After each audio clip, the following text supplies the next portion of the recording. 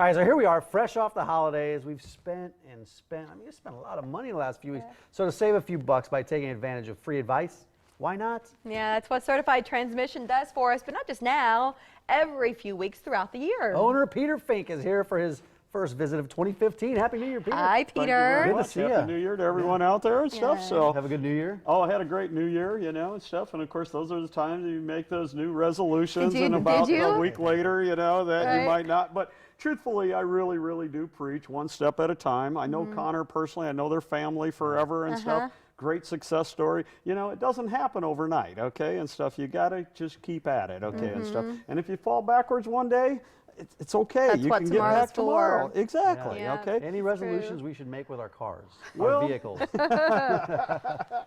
Usually that's by the budget a little bit, Yeah. but you know, the truth of the matter is if you care for your car, truthfully, it will be very dependable, and in the long run, it'll cost you a lot less, okay? But up front, of course, you're going to have to spend a little money for that maintenance and service and things like that. But truthfully, if you do take care of it, you'll probably get bored with your car before you really need to get rid of it because it's undependable. Okay, and stuff. We've got 3 questions. We do. Let's And go this for first it. one relates to the cold. What is it, 10 All degrees right. out right now?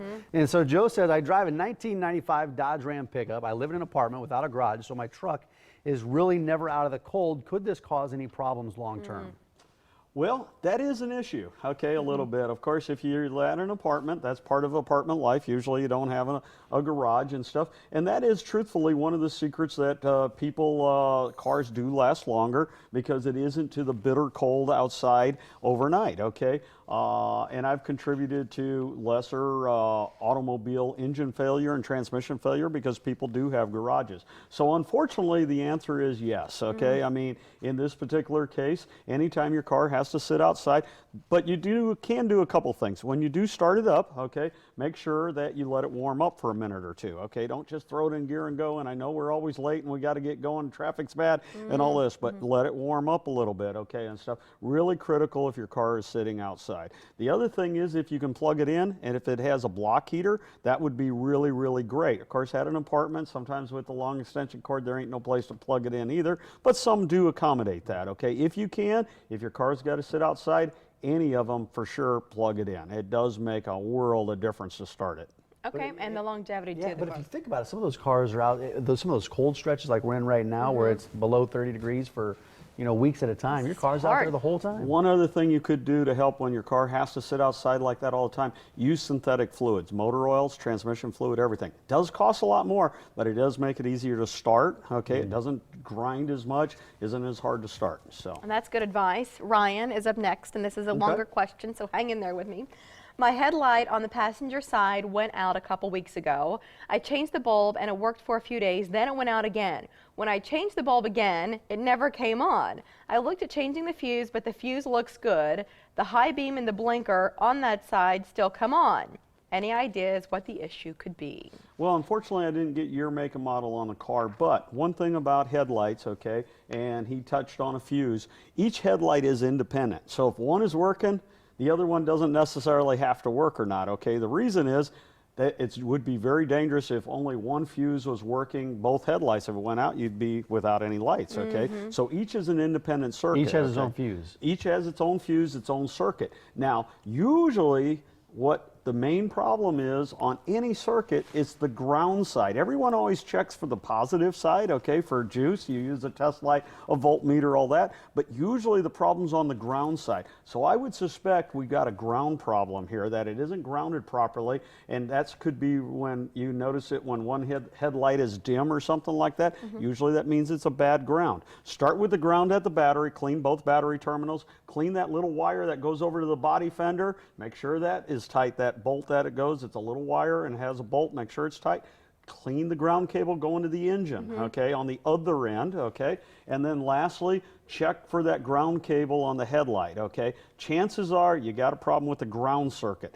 Most circuits are always the ground related that have a problem on an automobile. They get corroded from the salt and the bad weather around here. If we lived in Phoenix, okay, you know, it Different would be, story. Yeah, different story, okay, and stuff. But around here, the ground circuits really corrode a lot and cause a problem. So start there first. All right, last question. Ann writes, I think my 1997 Volkswagen Jetta is leaking transmission fluid. How do I check it? You know, newer cars, and believe it or not, a 97 Volkswagen Jetta might not sound that new anymore, but most manufacturers are starting to do away with dipsticks. Volkswagen was one of the first one. So it is not an easy project anymore like it used to be. Pop the hood, check your engine oil, check your transmission fluid. Even if you didn't know what you were Why? doing, you knew how to do that. Well, but why that's, don't they do yeah. that? You know, the reason they say is that they got rid of another leak potential, okay, is what they've done to get rid of that dipstick. I didn't see that many of them leak. I think really, I think it was a cost savings deal, okay, but whatever. The only way to check it now on that car is you have to warm it up on proper temperature. There's in the bottom of the pan, there's a plug, and it has a stand. First of all, you probably can't even do this. Than I'm doing. It's a half-hour project anymore. Right, and you need one of those cards to roll up underneath the car. You know, and then of course if you get underneath it, it's not flat and level anymore. So it's almost impossible to do You're at taking home. it in. But you're going to the shop to have them check it, okay? I mean, it's not easy, but there's a standpipe. You pull the plug out, and when it's up to operating temperature, if no fluid comes out, you got to pour fluid in till it starts dribbling got out. herself a Kind of like Your an old answer. stick shift, okay, like it used to be. Is there a okay? gauge on the dashboard that? Nope. No? Nope. I think it's a very poor setup anymore myself. I'm against it, but they didn't listen to me when they made these cars, okay? So, you know, listen We to listen. you. We like I listen said, to almost you. all cars have turned into a half-hour ordeal anymore to just check the fluid on the transmission. I mean, it's really a big deal. So when you get your car serviced and change the oil, make sure the shop checks the transmission fluid for you. It is really critical because you can't do it yourself anymore. Is it just those European cars, or are you No, seeing it's this on now Everybody. Ford and all the Chevys? newer cars from about 2005 up on GM, Ford, Chrysler are all going that way. We're all okay, in the and same stuff. boat. Yes. 5 locations for a certified transmission in the area. Find the one nearest you online. You can also make appointments online and keep in touch on Facebook. Peter Fink, Happy New Year. Yes, good to see you, Always Peter. fun sir. to be here. Yeah. Thank Good you. to Have See you you. soon. Your question could be featured during our next visit with the crew from Certified Transmission. A few ways to get those questions to us. Email talkback@omahamorningblend.com. Visit our website and click on the Certified Transmission button, or just leave questions on our Facebook wall, whatever's easiest for you. Yeah, so later in the show,